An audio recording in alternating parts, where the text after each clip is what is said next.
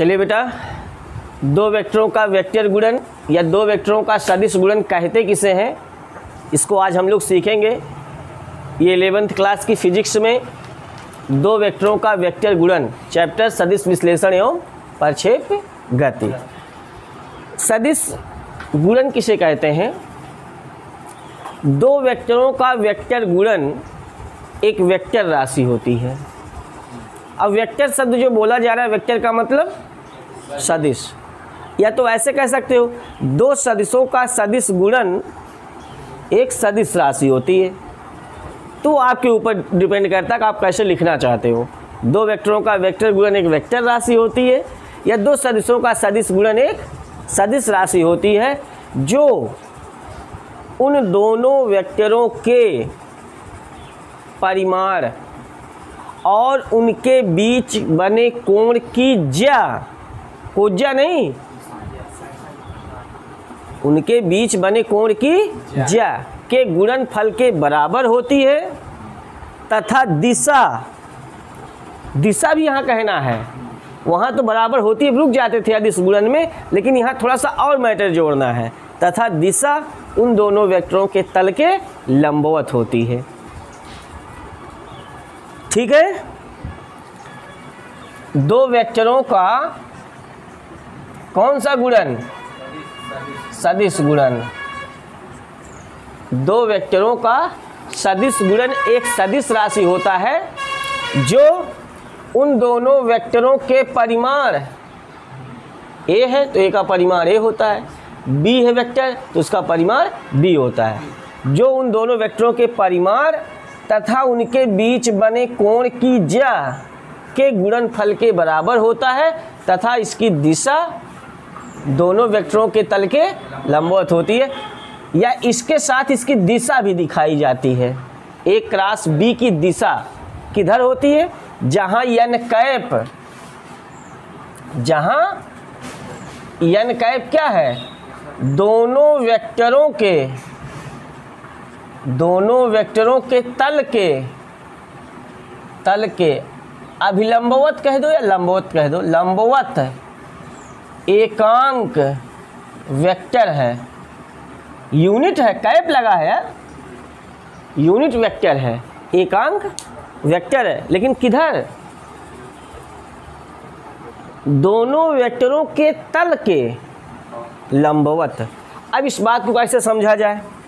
जैसे थोड़ी देर के लिए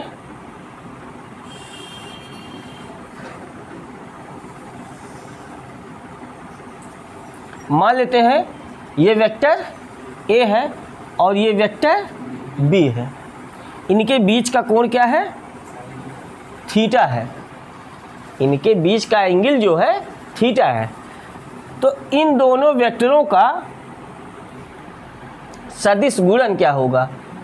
इन दोनों वेक्टरों का सदिश गुणन देखो, वेक्टर ए और वेक्टर बी का सदिश गुणन ए क्रॉस बी बराबर इसका परिमाण और इसके बीच बने कोण की ज्या के गुणनफल के बराबर, लेकिन दिशा जो n कैप की दिशा है वो इन दोनों वेक्टरों के तल कौन होगा?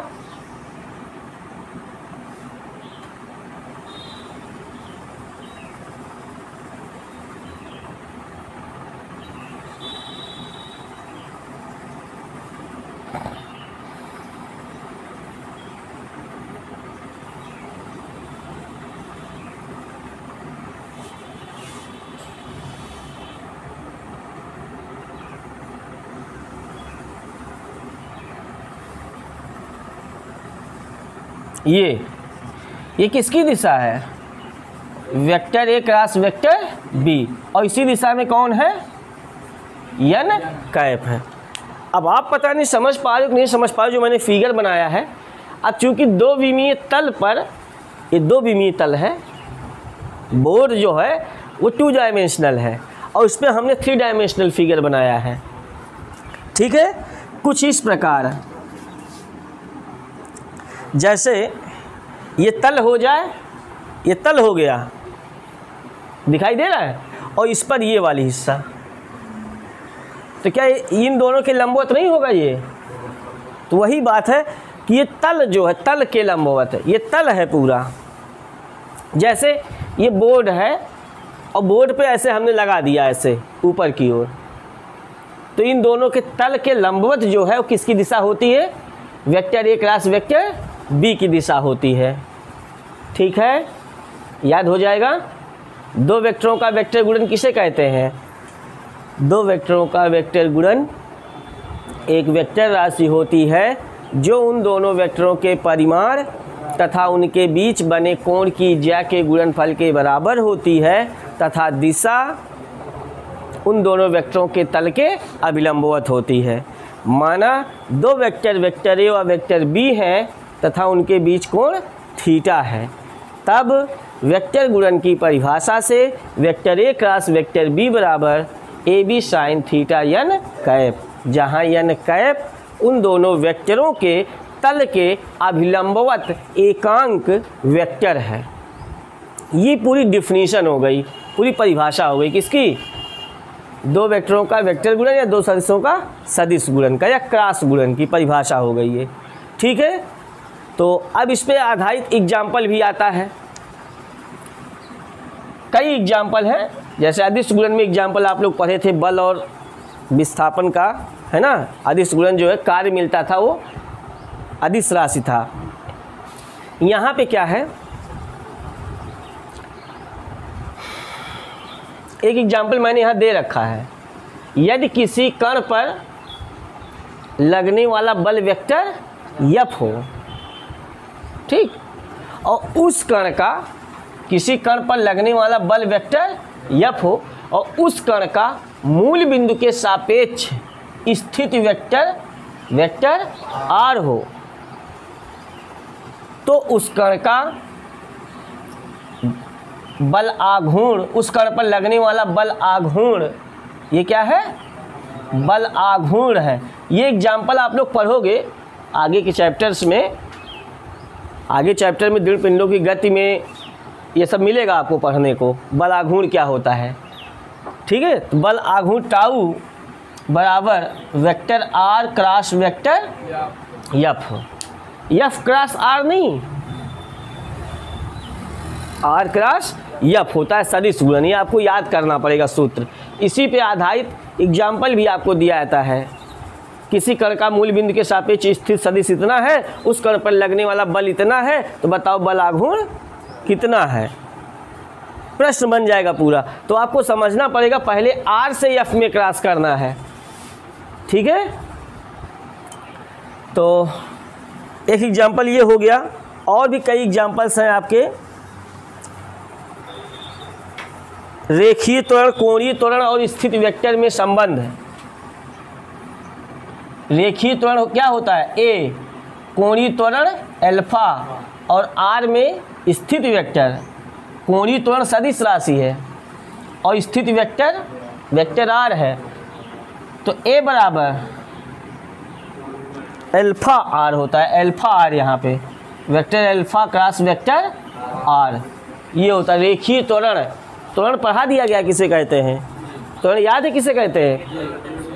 है ना, सब लोग याद किए हो। तो ए बराबर अल्फा क्रॉस आर, लेकिन ये अल्फा क्या है? कोणीय त्वरण है।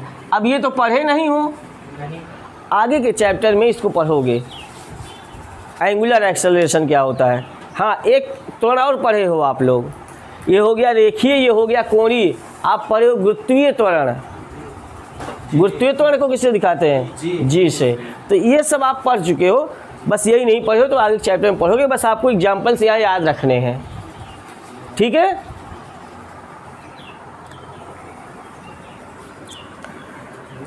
कोणीय संवेग वेक्टर जे बराबर स्थित वेक्टर और रेखीय संवेग पी, इन तीनों में संबंध होता है। ये जे क्या है? कोणीय संवेग है। ये जिस कण पर संवेग काम कर रहा था उस कण का स्थिति सदिश है, और ये क्या है? रेखीय संवेग है। लीनियर मोमेंटम है, एंगुलर मोमेंटम है, पोजीशन वेक्टर है। इन तीनों में रिलेशन होता है कि वेक्टर जे बराबर कोणीय संवेग को किससे दिखाते हैं? जे से। अभी नहीं पढ़े हो, आगे की एग्जाम्पल में है, लेकिन ये पढ़े हो रेखीय संवेग कक्षा 9 में। द्रव्यमान गुणे वेग को संवेग कहते हैं, तो वही रेखीय संवेग है ये, लेकिन ये नहीं पढ़े हो। ये आगे चैप्टर में जहाँ कोणीय त्वरण पढ़ोगे वहीं कोणीय संवेग भी पढ़ोगे, ठीक है, वृत्तीय गति जब शुरू होगा। तो 2-3 एग्जाम्पल्स आप याद कर लो। एफ आर और टाउ में क्या रिलेशन होता है, रेखीय त्वरण, कोणीय त्वरण, स्थिर सदिश में क्या होता है, कोणीय संवेग और रेखीय संवेग में क्या संबंध होता है, ये सब सदिश का है।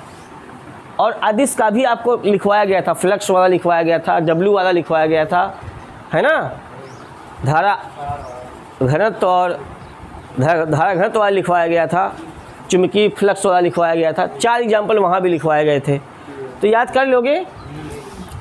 और एक फार्मूला होता है रेखीय वेग v बराबर आर ओमेगा, तो होता है तो v बराबर ओमेगा क्रॉस r होता है, v बराबर ओमेगा क्रॉस r। ये क्या है, ये रेखीय वेग है, ये कोणीय वेग है ना, और ये क्या है, स्थिर सदिश कह लो। इन तीनों में रिलेशन होता है। रेखीय वेग बराबर कोणीय वेग omega cross R. R omega मत कहना यहाँ, आर ओमेगा याद किए होंगे डायरेक्ट सवाल लगाने के लिए, लेकिन जब हमें सदिश में एग्जाम्पल देना होगा सदिश गुणन में, तो v बराबर ओमेगा क्रॉस आर कहते हैं, ठीक। तो क्या आप लोग इतनी बातें जान गए, सदिश गुणन किसे कहते हैं और उसके एग्जाम्पल्स क्या क्या हैं, ठीक। 4 एग्जाम्पल्स मैंने यहाँ दिया है, आप उसको देख लीजिए। फिर उसके बाद नेक्स्ट बातें सदिश गुणन के गुण में चलेंगे, तो इतना आप नोट कर लीजिए ऐसे डायरेक्टली, फिर आगे आपको बताएंगे गुण इसका। वीडियो पॉज करके नोट कर लो।